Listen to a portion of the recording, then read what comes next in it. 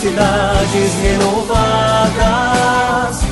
No século XIX, a irmã Helena Guerra escrevia ao Papa Leão XIII, dizendo a ele que o Espírito Santo precisava ser mais cultuado.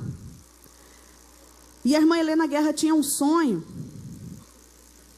que era de ver uma oração na Igreja Católica tão rezada quanto a oração da Ave Maria. Irmã Helena Guerra morreu e não viu esse seu sonho se concretizar. Mas cada um de nós que estamos aqui podemos ajudá-la a concretizar esse sonho dela ainda.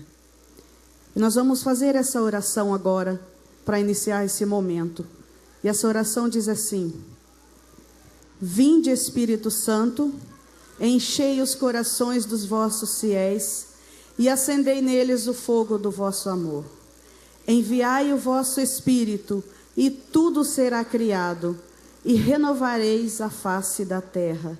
Oremos. Ó Deus, que instruístes os corações dos vossos fiéis com a luz do Espírito Santo, fazei que apreciemos retamente todas as coisas segundo o mesmo Espírito e gozemos sempre da sua consolação. Por Cristo Senhor nosso. Amém. Nós vamos meditar uma palavra agora. Eu peço que você tome a sua Bíblia.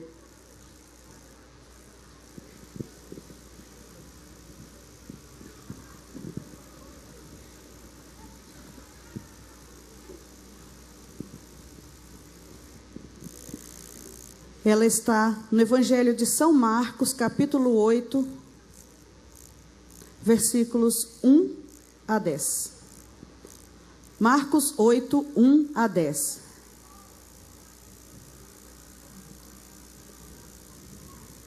E vejam que, dentro desse contexto de 40 anos de renovação carismática católica, no nosso 12º Enuque, o Senhor nos dá essa palavra. Há algumas semanas atrás eu rezava por este momento e pedi ao Senhor o que Ele queria nos dizer, qual era a palavra que Ele queria que eu pudesse utilizar para este momento.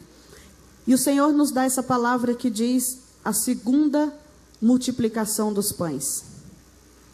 E a palavra diz assim: Naqueles dias, como fosse novamente numerosa a multidão e não tivessem o que comer, Jesus convocou os discípulos e lhes disse: Tenho compaixão deste povo.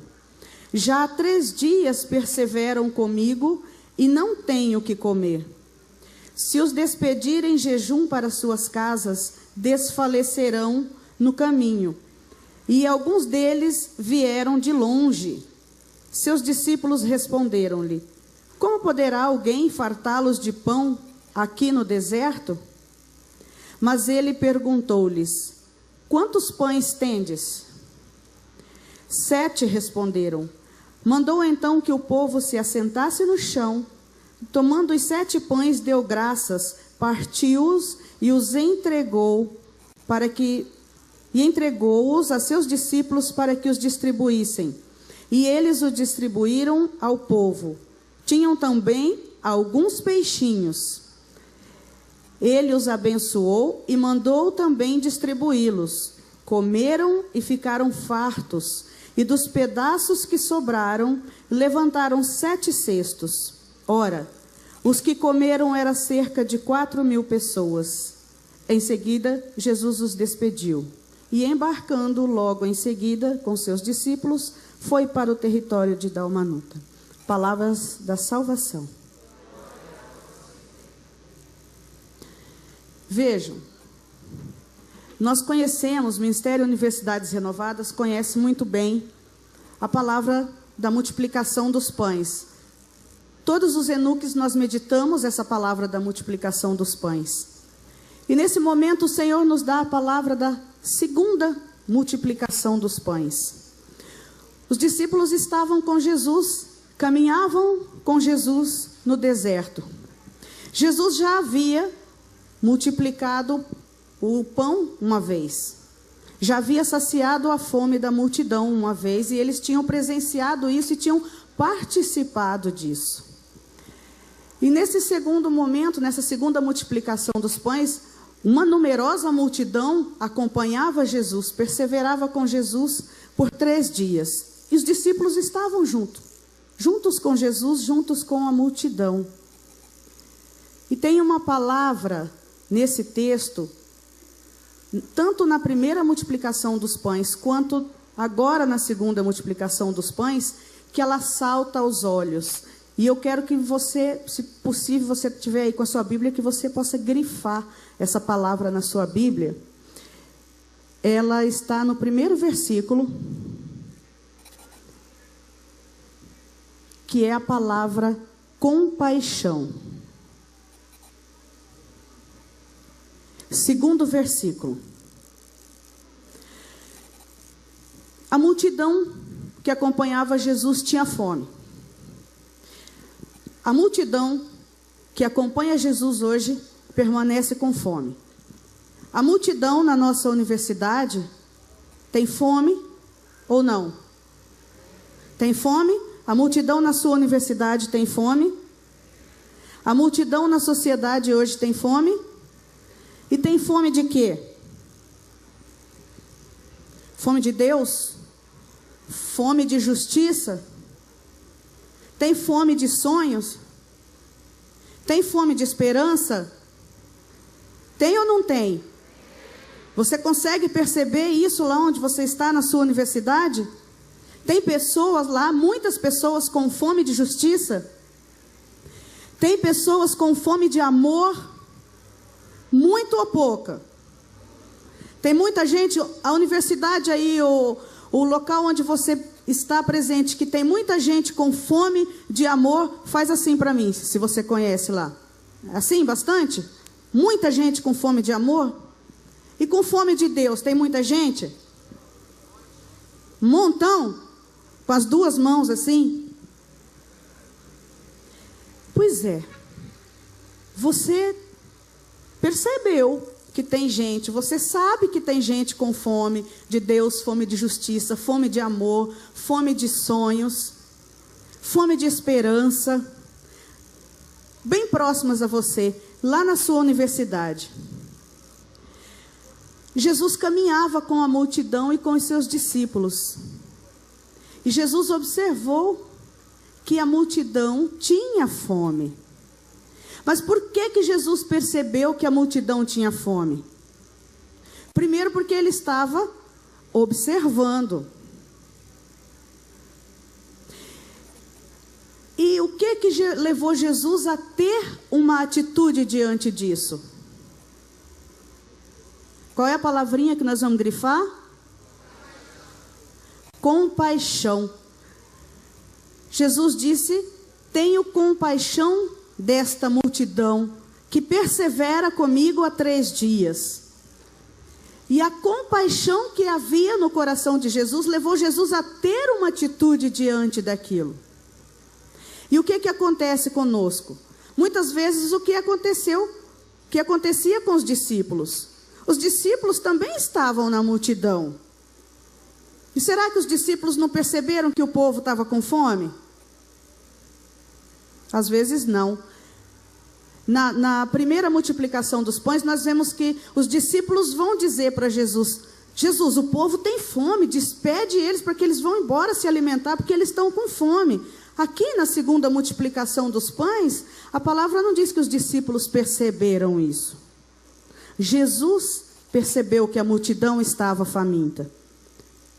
Porque os discípulos provavelmente estavam dispersos, caminhando no meio da multidão e sem perceber isso.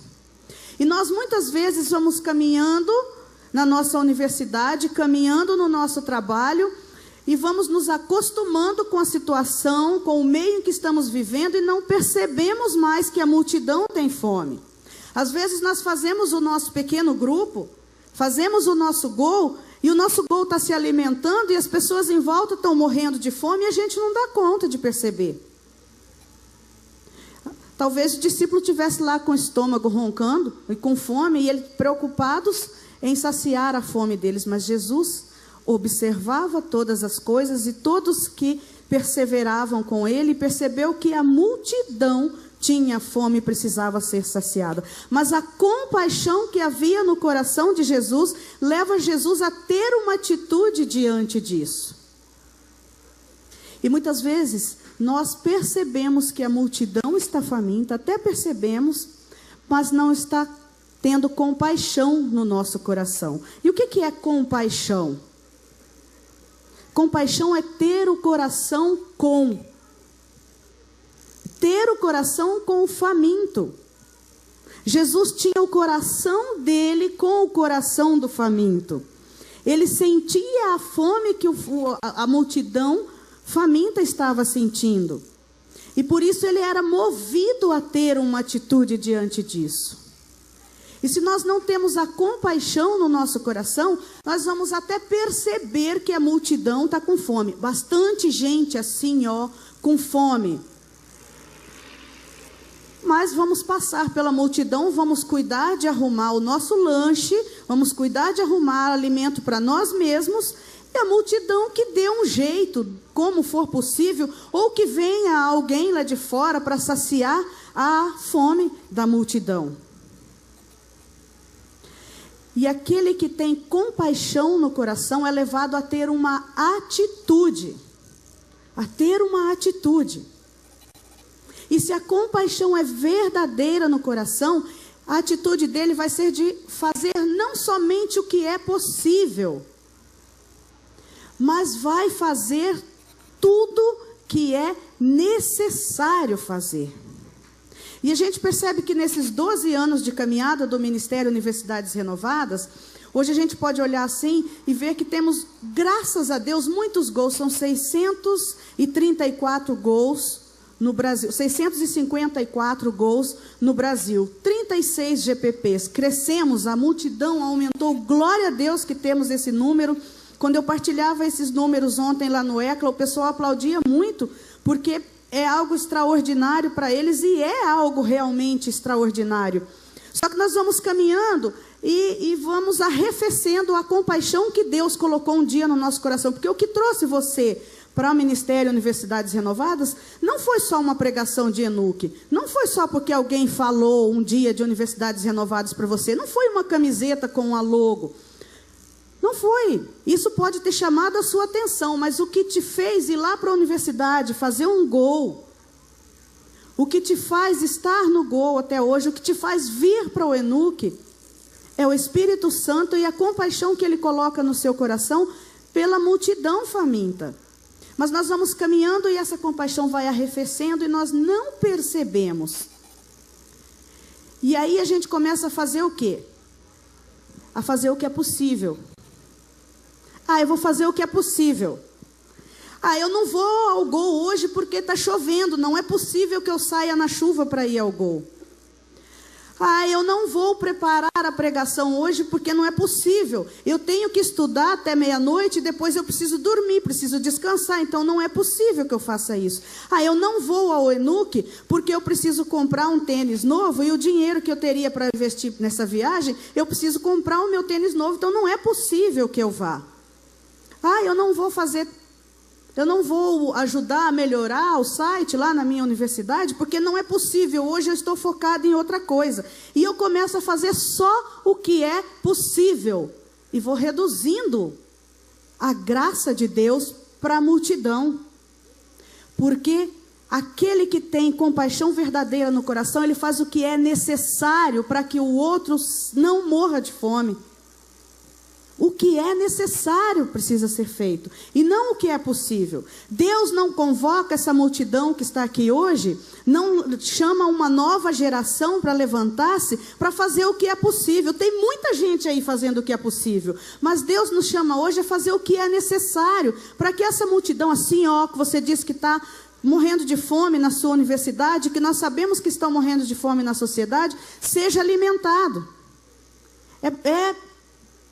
Preciso fazer tudo que é necessário. E quem vai nos dar a noção da necessidade é a compaixão. E quem coloca compaixão no nosso coração é Deus. Eu não tenho compaixão porque eu quero, é Deus. E eu tenho que estar dentro do que eu estou vivendo, eu tenho que experimentar, eu tenho que ver. Eu tive a graça de esse ano poder estar em 2 missões que assim foram, cada uma delas, um novo Pentecostes na minha vida. A primeira delas foi em abril, quando Marcos Volcan me convidou, juntamente com Leandro, me convocou a irmos com ele até a Amazônia, a Ilha de Marajó, para definirmos a base do projeto Amazônia. Fomos, eu nunca tinha ido à região norte do país, foi a primeira vez que eu fui. E assim, quando ele me fez o convite, eu tomei um susto grande, porque eu não tinha plano nenhum de ir para lá, para a Amazônia, eu não tinha nem imaginado isso. Mas ele havia me convocado, eu falei, bom, eu vou ter que ir. Só que minha família sabe que eu sempre tive muito medo de água. Até uma ponte mais longa, eu sentia um frio na barriga quando tinha que atravessar uma ponte mais comprida. Aí eu já comecei a pensar, puxa vida, vou ter que ir Ilha de Marajó. Bom, se é ilha, eu vou ter que ir pela água. Aí já começou aquele negócio, sabe quando começa assim, sobe e desce no estômago, aí... Mas isso era ainda março, e nós iríamos em abril. Eu falei, daqui até lá ele deve mudar de ideia, né? Vai só o Leandro, eu não preciso ir. E aí ele ligou, na semana seguinte, falou assim, estou comprando as passagens, porque teve uma promoção, falou, as suas passagens é do Leandro, estou comprando agora. Falei, agora não deu jeito, agora eu vou ter que realmente ir. E comecei a me preparar, a rezar, porque eu falei, Jesus, o que vai ser de mim? Você sabe que eu tenho muito medo de água, mas eu vou precisar ir. E chegou o dia de irmos. E eu entrei no avião e até Belém, fomos de avião, tudo muito bem, tudo muito tranquilo. E eu não sabia, nem procurei informação de como seria para chegarmos à Ilha de Marajó. Quando nós chegamos a Belém, o Marcos disse assim, o Ronaldo e o Dom Ascona vêm nos buscar. Nós chegamos por volta de 5 horas da tarde. Ele vem nos buscar, porque era 4 horas. Às 5 horas, nos pegar para levar para o porto, porque nós vamos de barco até a ilha. E o Leandro disse assim, nós vamos passar a noite toda no barco. Eu falei, e agora? A noite toda num barco, como é que vai ser isso? E eu não podia dizer nada para ninguém, porque estava Dom Ascona, o Ronaldo, o Leandro e o Marcos. Eram 4 homens e só tinha eu de mulher. Eu falei, eu que não vou dizer para eles que eu estou com medo, né? Lógico. E comecei a rezar. Comecei a rezar, e quietinha no meu lugar, entrei naquele barco, um barco enorme, então eu não via muito bem a água, e eles entraram, e foto daqui, foto de lá, e eu que não queria tirar foto nenhuma, e o Marcos, vai, Eres, eu vou tirar uma foto sua. Não quero foto. Não precisa, depois, tal. Aí, no meio da noite, começou a chover, e Dom Ascona teve a ideia, vamos fazer uma reunião, porque ele é ligado em 220, vocês viram, né? Resolveu fazer uma reunião, vamos procurar um lugar no barco para fazer. Qual era o lugar? Dom Ascona achou uma ponta lá na frente, assim, pro lado de fora, no primeiro piso lá do barco, aquela coisa assim, eu falei, meu Deus, e ele na frente, bem rápido, e eu falei, eu vou ter que acompanhar, como é que vai ser? Eu não posso ficar sozinha aqui, e fui, né, tremendo, mas fui para lá, e eles sentaram do lado que ficava próximo da água, e eu do lado de cá, assim, bem... passou a noite toda, amanheceu o dia, chegamos à cidade de Breves, e fomos visitar. Dom Ascona disse assim, hoje nós vamos permanecer na cidade, vamos visitar alguns bairros aqui, e amanhã vamos visitar as comunidades ribeirinhas. Ótimo. Visitamos a cidade, fomos ao bairro Jardim Tropical. Quando chegamos naquele bairro, nós vimos muita coisa que encheu o meu coração de compaixão daquele povo. O Leandro testemunhava aqui para vocês ontem, e ele chorava, porque é realmente de chorar. É muito, muito forte, foi uma experiência forte de ver as condições daqueles nossos irmãos lá, é algo subhumano. Para melhorar tudo isso, Dom Ascona ainda pegou um vídeo que mostra a realidade de Breves e passou para a gente à noite. Aquele vídeo, o pessoal está passando ali na barraca do PA, se vocês tiverem oportunidade, passem lá para ver. Aquele vídeo não me deixou dormir à noite, de tão forte que é o vídeo. E aí Dom Ascona disse, amanhã nós levantamos às 6 horas da manhã, vamos à missa, e da missa nós vamos passar o dia visitando as comunidades ribeirinhas, e nós vamos numa como chama aquele barco menor? Voadeira. Nós vamos numa voadeira. Falei, meu Deus, a voadeira, o que será que é isso? Já tive que enfrentar o barco, agora vem uma voadeira que ele disse que é menor. E aí eu já, a noite toda, pensando que seria aquilo e rezando. Amanheceu o dia, fui para a missa. Aí Dom Ascona, agora vamos, né? Vamos tomar café e fomos. E ele já foi, e a voadeira estava lá, e ele pulou lá na voadeira. E lógico que eu era mulher, eu era a próxima a ser chamada a pular, né? Primeira na fila. Aí Dom Ascona estendeu a mão e disse, venha. É pulando mesmo que se faz. E era mais ou menos essa altura, eu tinha que pular lá naquele negócio, né? E eu olhei assim e falei, eu vou cair na água, não vai dar certo esse negócio. Mas aí o meu coração clamava que eu precisava ir conhecer aquelas comunidades. E eu rezei e falei, Senhor, eu não vim até aqui para ficar à margem. Eu não posso ficar do lado de cá, eu tenho que ir. E eu fechei os meus olhos e imaginei uma dinâmica que a gente faz no encontro de primeira experiência, que chama Salto da Fé. E foi exatamente o que eu fiz. Fechei os olhos e pum, pulei. Dom Ascona aplaudiu. Isso mesmo, já é missionária, pode vir para o Amazonas, é assim que se faz, que se pula. Falei...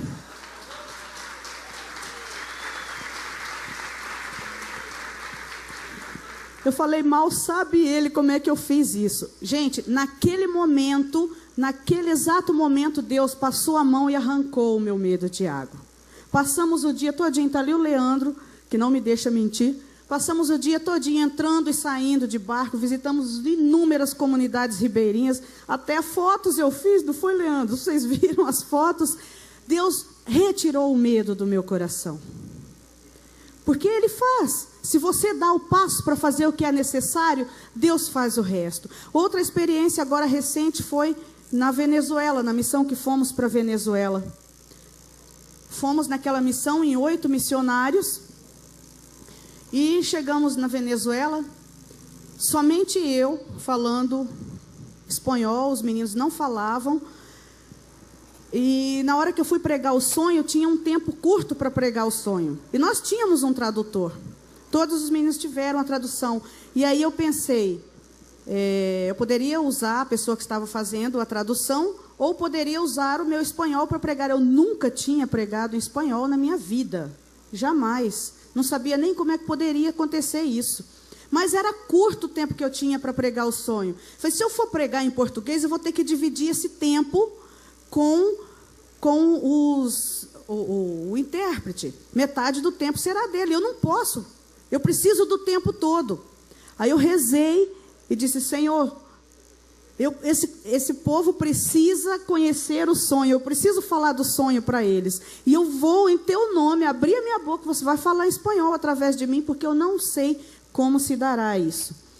E comecei a falar, perguntei se eles estavam me entendendo, todos diziam que estavam me entendendo muito bem. Pregamos o sonho, as pessoas experimentaram a graça de Deus, conduzimos a oração e... todos eles, depois, ao final, vinham dizer que o meu espanhol era muito claro, que eles entendiam muito bem, que eu poderia perfeitamente pregar em espanhol.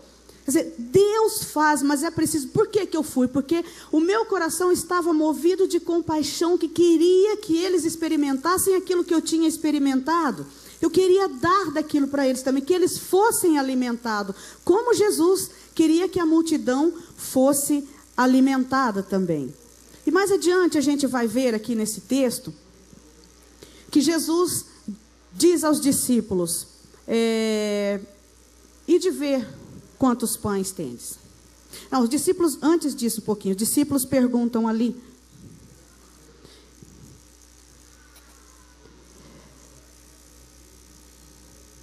Seus discípulos responderam-lhe, como poderá alguém fartá-los de pão aqui no deserto? Quando Jesus diz que eles estão famintos. Como poderá alguém fartá-los de pão aqui no deserto? Eu queria refletir duas coisas aqui. Primeiro, os discípulos pensaram no pão. Você já comeu pão puro? Quem já comeu pão puro aí?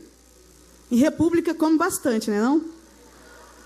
Eu tinha um colega que ele comia de vez em quando pão com óleo, porque não tinha outra... Óleo, sabe assim? Não tinha outra coisa para ele passar, botava óleo no pão para comer. Porque pão seco, puro, é ruim, não é? Alguém gosta de comer pão puro? Vocês gostam de comer pão puro? Sem nadinha? Ah, não sei não. Se tiver uma manteiguinha, não é melhor? Se tiver um presunto e uma mussarela?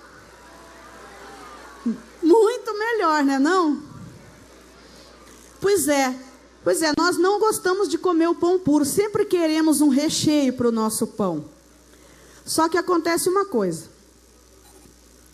Deserto. Quando estamos no deserto, pensamos no básico. Se eu estou no deserto, eu tenho sede, então eu preciso de água, não é? Eu quero o básico, eu quero água. Eu não penso que eu poderia precisar no deserto da água, que poderia ter um vinho, que poderia ter um pãozinho também recheado, pão quentinho com a manteiguinha. Eu não penso que poderia ter um local com sombra para me acolher. Eu não penso que poderia ter uma mesa com a cadeira. Nada disso. Eu penso só na água que eu preciso beber. Eu não penso nem se eu preciso de copo. Eu penso que eu preciso da água. Eu penso no básico. Os discípulos a mesma coisa. Pensaram aqui, como poderá fartar esse povo com pão? E Jesus pede a eles para irem buscar os pães. Eles trazem os pães, Jesus abençoa o pão, mas a palavra vai dizer que haviam também alguns peixinhos.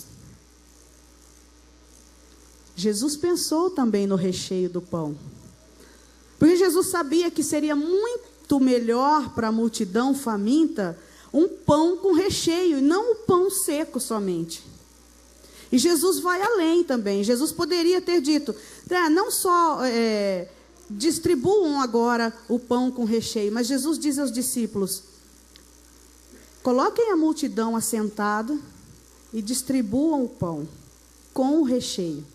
Jesus pensou na multidão que precisava estar confortável, estar acolhida e receber algo mais, não somente o básico, não somente o pão. Ministério Universidades Renovadas. 12 anos, 13 anos de ministério. Eu pergunto a você, será que nós não estamos oferecendo somente o básico na nossa universidade? Será que às vezes nós não estamos aí satisfeitos porque na minha faculdade tem um gol? Ah, na minha faculdade tem um gol, tá bom. Será que nós não estamos satisfeitos porque na nossa diocese acontece uma experiência de oração por ano para universitários? Nossa, na minha diocese acontece uma experiência de oração por ano. Será que eu não estou satisfeito porque eu trouxe 4 pessoas para o ENUC esse ano? Nossa, eu trouxe 4 esse ano. Será que nós não estamos ficando realizados e satisfeitos somente com o básico, não? E o Senhor nos desperta hoje, e desde a oração Ele já mostra isso, que Ele quer muito mais, Ele quer que a gente vá além. Ele pode fazer isso e quer fazer isso através de mim e através de você.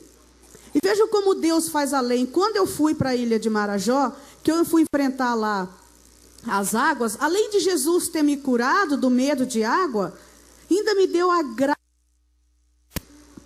graça maravilhosa de conviver por 3 dias com Dom Ascona. A pregação que Dom Ascona fez aqui para vocês ontem, ele pregou pessoalmente, eu e ele pregou para mim lá. E quando ele me dizia isso, eu disse, Dom Ascona, eu não posso ficar com isso só para mim não, o senhor precisa ir para o ENUC falar isso para todo mundo. E lá a gente agendou para que ele estivesse ontem conosco aqui. Porque Deus quer muito mais. Então, um gol na sua faculdade é básico. Uma experiência de oração é básico. Não sacia a fome. A multidão está faminta e é uma multidão. Não atende.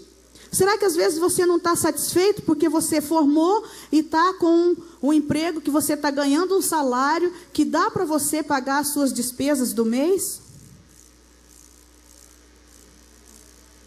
Não precisa responder para mim, vai pensando aí no seu coração. O que você tem oferecido para a multidão?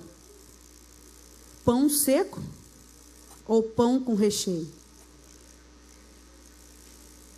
vai refletindo. O Fernando vai falar agora. Enquanto ele fala, você vai guardando essas coisas no coração e refletindo. Amém. Universidades Renovadas.